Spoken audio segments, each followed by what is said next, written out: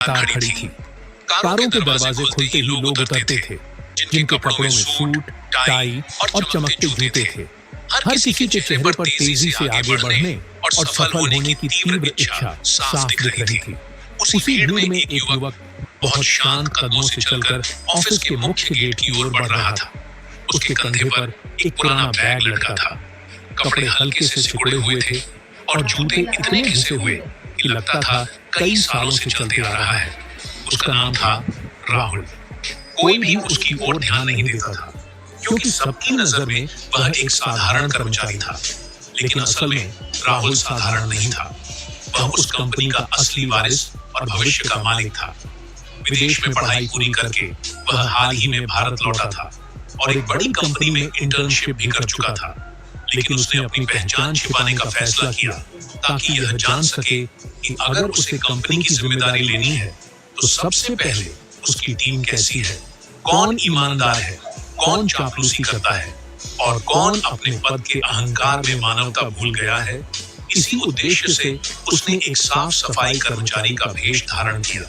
हाथ में झाड़ू लेकर कमर झुकाए वह ऑफिस के अंदर प्रवेश कर गया। गेट पार करते ही उसे तेज कदमों की आवाज सुनाई दी। एक महिला हाई हील्स पहने उसकी ओर तेजी से बढ़ रही थी।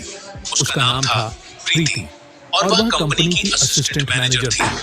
वह कठोर स्वभाव वाली और अपने अधीनस्थ कर्मचारियों पर सख्ती करने के लिए जानी जाती थी। राहुल को देखते ही प्रीति की आंखें सिकुड़ गईं। उसने ऊपर से नीचे तक उसे नजरों से परखा और कठोर स्वर में बोली, यहाँ क्यों खड़े हो?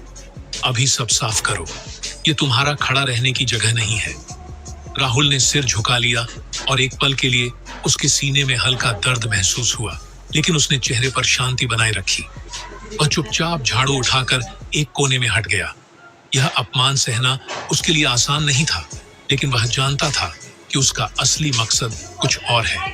यह कोई खेल नहीं, बल्कि एक बड़ा इम्तिहान था, जिसमें सफल होना उसके लिए जरूरी था।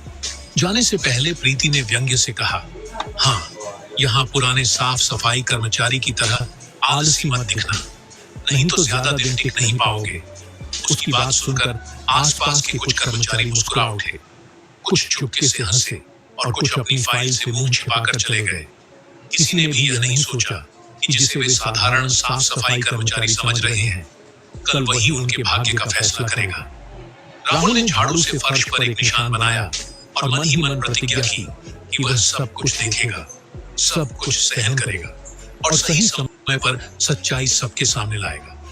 खाने के समय का माहौल रोज की तरह हलचल से भरा था। कुछ कर्मचारी जोर जोर से हंस रहे थे, कुछ हाथ में कॉफी का मग लेकर गपशप कर रहे थे। राहुल चुपचाप झाड़ू लेकर एक कोने में सफाई के काम में जुटा था। उसकी आंखें फर्श पर थी, लेकिन कान हर बात सुन रहे थे।